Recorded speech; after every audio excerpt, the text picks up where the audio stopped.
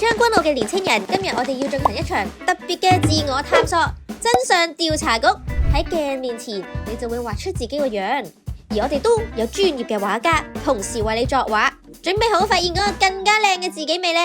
睇下你畫成點先。即係我自認我自己應該有好多個面貌啊！即係我成日都俾人話我笑得嚟好得戚嗰個樣，好奇怪啊！但係我覺得就係嗰個笑係我覺得我最靚嗰下咯。我有把塊面畫咗長啲啦，因為人哋都咁樣話我塊面係好長啦。呢個係我畫嘅，都幾似。最似頭髮咯，頭髮最簡單咯，就咁。我肥咗少少，因為我最近覺得自己食肥咗。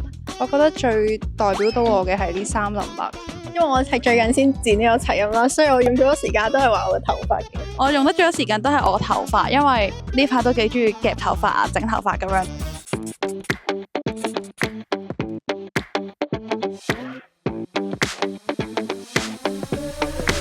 我覺得還原得最似係我隻眼，因為我隻眼成日俾人話好戚噶嘛，比我想象中再 sweet 啲咯。原來我可以咁得意，畫得好靚咯，隻眼畫得好大。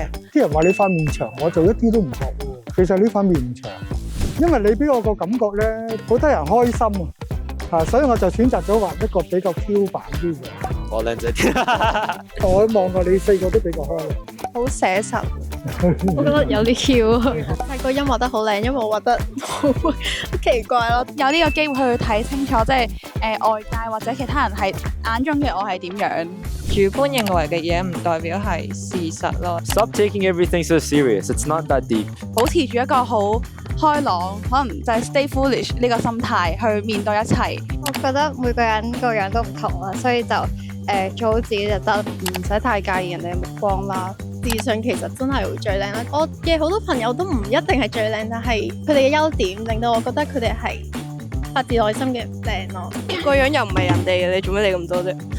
每個人嘅美都係值得要被欣賞，千祈唔好自我懷疑，阻礙咗自己嘅光芒啊！大膽去做真實嘅你，你遠遠比你想象中更加靚㗎喎。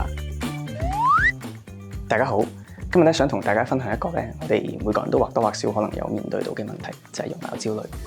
咁喺社交媒體咁盛行嘅今日咧，我諗我哋每個人咧，每一日都好多機會咧接觸到一啲咧精心修飾過嘅相片啦、影像啦。咁呢啲咁完美嘅形象咧，我諗好多時候咧容易令我哋有一種比較嘅心理咧產生咗出嚟，咁會覺得自己唔夠好啦、唔夠靚啦。咁其實有呢啲焦慮嘅感覺咧，我諗都係好正常嘅。不過又咁諗啊，一啲好嘅容貌、好嘅外貌或者好嘅打扮咧，固之然好吸引，亦都好重要嘅。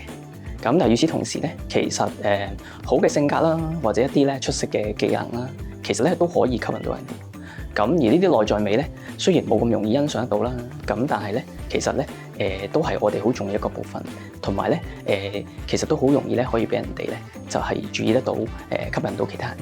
我諗重要嘅係我哋要去學識咧接受自己唔完美嘅地方啦，去欣賞自己咧獨特嘅地方。